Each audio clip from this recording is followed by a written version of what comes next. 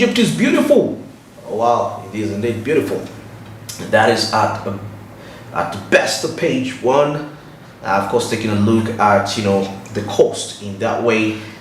Very desert country like, but of course trying to use whatever they have, the little resources that they have, to transform the country into that dream country that everyone would really desire to be, and that is, of course, Egypt is beautiful. Yes, it's indeed beautiful. Now, Egypt is spending about $45 billion. That is to build the new administrative capital. That is to decongest Cairo, which has a population of about 22 million people. Now, construction was kicked off in 2015.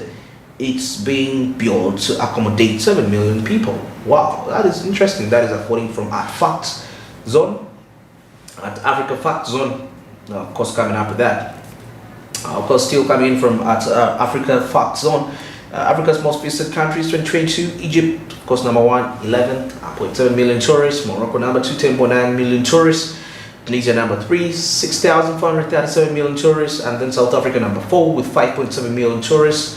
Kenya, 1.48 million. Tanzania, 1.45 million. Rwanda, Mauritius, of course, each competing with 1 million tourists each. And Zimbabwe, 3,038 tourists coming in that country. That is 2020 statistics, and of course we should yet to find out what is 2023 like. How many people, of course, visiting those very countries?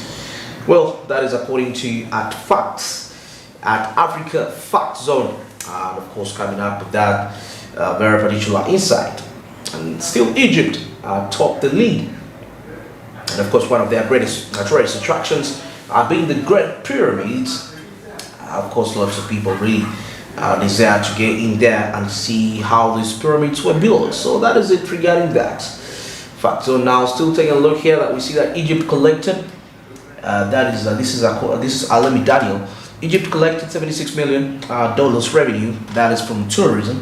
That is only Alexandria, and our Ukuma has totally ignored the tourism minister, and of course he's comparing this to his home country, saying that our Ukuma has totally ignored tourism amidst this collapsing economy. South Sudan has the largest wildlife, has the largest wildlife animal, and of course Sud wetlands and habitat for over 831 bat species. Well, batting being one of the very, very influential tourism activities in that aspect. And of course, this is a Sudanese making comment, of course, against Egypt, seeing how Egypt is using its resources to promote the tourism to their very best, but Sudan having, of course, potential tourist attraction sites, not doing anything about the matter. Okay, this is Mr. Dana, says that Egypt's 3 conditions for normalizing elections. Of course, 3 conditions for normalizing relations with Turkey. We shall take a look at extradition of Muslim Brotherhood members hiding in Turkey and wanted in Egypt, and of course involved in terrorist attacks against armed forces, police and civilians. Number 2, termination of the Turkish military presence in Libya, withdrawal of all pro-Turkish fighters, and of course ending differences with Cyprus, and of course that other country being Greece. That aspect.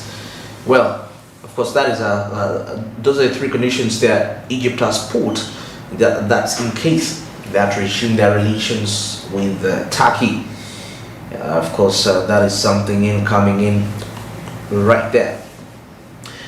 Of course, somebody here says that is at IXNN. There is something special about Ramadan. That is in Egypt. And of course, he says that I can't really describe it. The atmosphere is so beautiful. Well, indeed, it's beautiful. According to the local aspects that we've been observing, that is regarding Egypt. Ramadan. And of course, this person really believes it's very beautiful in Egypt. I don't know about other Arab countries, how best they celebrate this out. That's according to Egypt. In that perspective, probably it's quite a very unique experience in there. Now this is at Pelmi Pusha. He says that Egypt and Russia have agreed that is to expand the area of land allocated for the Russian industrial zone, that is the RPZ, planned in the economic zone of the Suez Canal. Now the agreement also provides for a significant expansion of opportunities for the RPP companies to sell their products, that is to the Egyptian market. Now Egypt-Russia relations, well, I guess that would be something very interesting. And you know, the Suez Canal is one feature that God blessed Egypt with, and it's being used for quite efficient matters. Egypt has largely really utilized this canal for economic gains and benefits, and of course more upcoming projects around that area definitely should be anticipated, and the country will be blossoming quite very big amounts of money in that aspect. And you know, I think that is something for other countries to really take into consideration. You know, not heavily equipped when it comes to nature, but the nature that is, of course, God has availed them is quite profiting out quite very large. Well, that is it from our social media trends. At exactly 8:18 at this very time, let's get into our update number 2. This time around, we are looking at public financing strategy. Of course, let's get into the story. I'll be returning with more conversation. Stick around. The total cost of financing all government planned programs is estimated at 411.7 trillion Uganda shillings. This averages 82.3 trillion shillings over the 5-year NDP3 period. Government's budgets have been close. Government's budget has been close to 49 trillion shillings. Hence, the annual financing gap of close to 33 trillion shillings. Let me repeat this.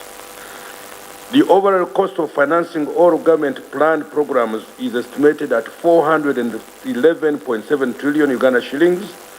This averages to 82.3 trillion shillings over the 5-year NDP3 period. Government's budget has been close to 49 trillion shillings, hence an annual financing gap of close to 33 trillion shillings. Let me start by posing a question, ladies and gentlemen. What is it that comes to your mind when you think about sources of financing for government programs or even for your own personal development?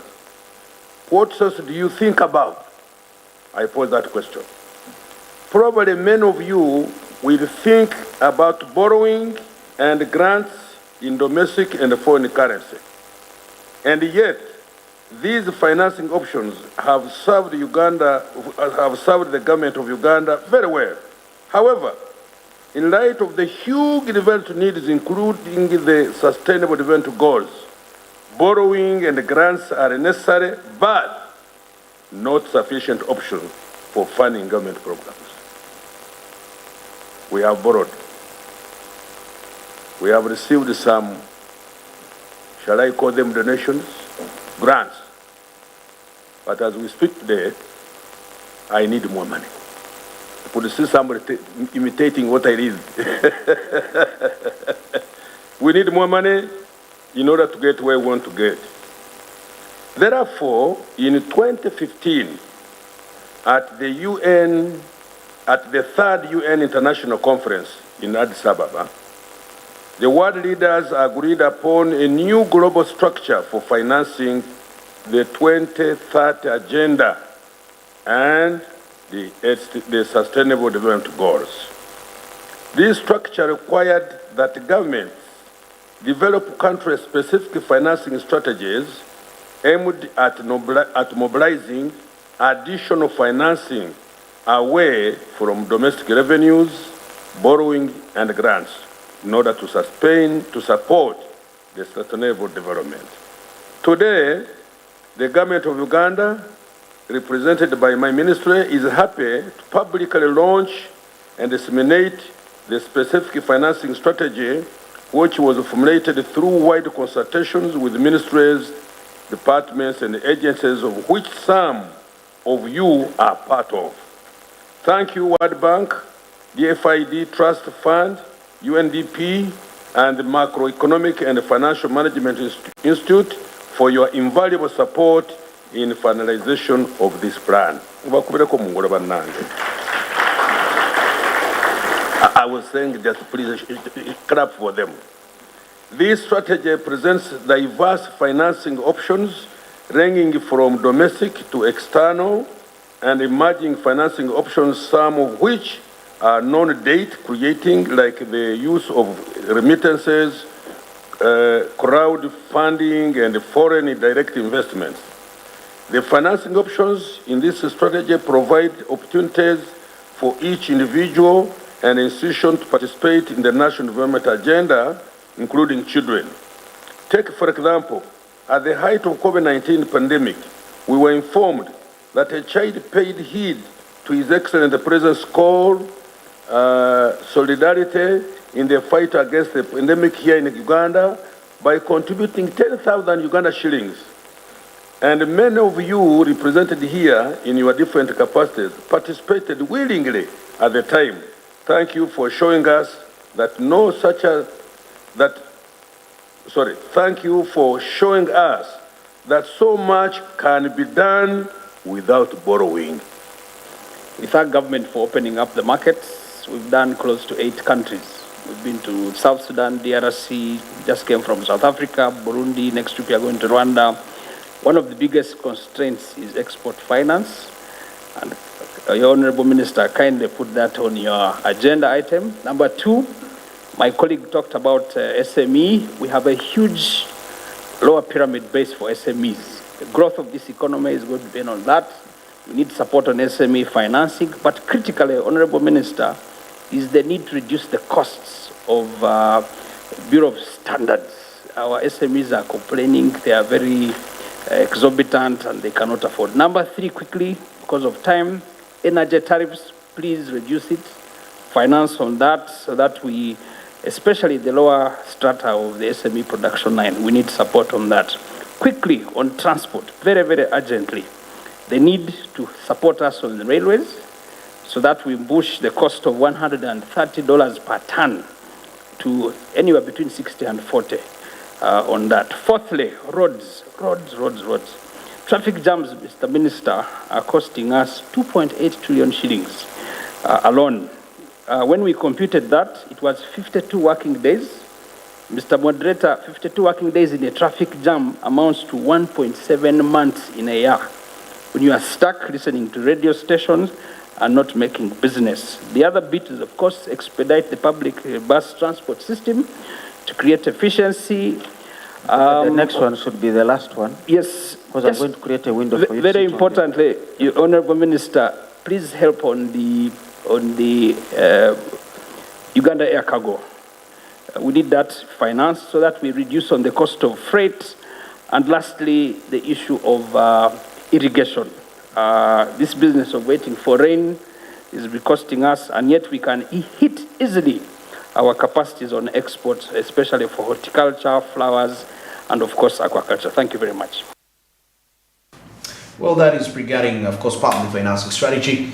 And of course, according to the discussions we've been hearing, that's the Minister of Finance, Matia Kasaija, he made a statement saying that borrowing, of course, they are very good options, but they are not reliable and not sufficient in that aspect. And of course, I'm joined with Joram Paulson right here to just have a brief discussion regarding this very much. Good morning, Joram. Yes, good morning, Andrew. How are you doing? Doing good. I want to say on such a Wednesday, there are lots of things that we can look at. Yeah. But public financing strategies that are being laid here, one includes borrowing. Borrowing, yes. I think it is, again, it takes us back to the time when the country, like Uganda as a country for now, we've been having these discussions on why should we continue borrowing or should we stop borrowing, because at the end of the day you get to realize that if we as a country continue to borrow, our public debt, for example,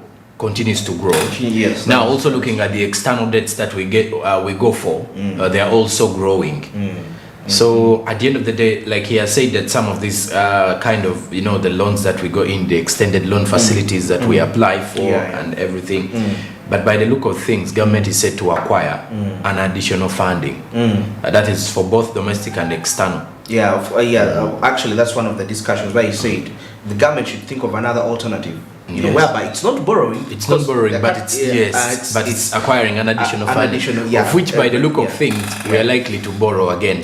Definitely, that's because when you look at first the Ministry of Finance, which he heads, is struggling to at least recover our economy. Yeah, very true. By a lot of measures that they are putting in place. The budget cuts, we've seen the budget cuts already. Now, you know, trying to at least cut on the expenses. Now that means the only challenge we shall be left with is how do we control the loans? How do we prevent ourselves from getting loans and try to at least set out different measures to get more money, which is the possible way would be increasing taxes. Of course, and so it comes coming back to the normal common person. Yeah, coming back again to the common person, because if you are not intending to, you know, to go in for these particular loans, and you're going to receive less grants or less donations, because now by the look of things, it doesn't seem like we shall be getting a lot of grants whatsoever.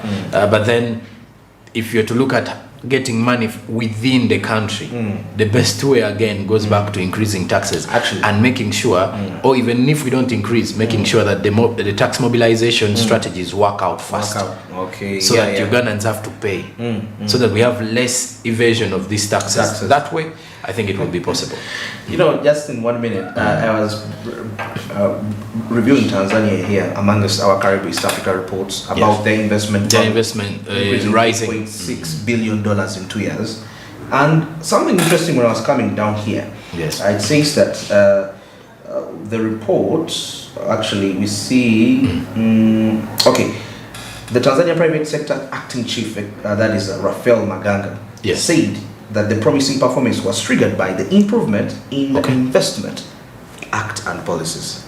Two, there was also, the report further connects the positive performance with the country's participation in various international conferences. And we agree.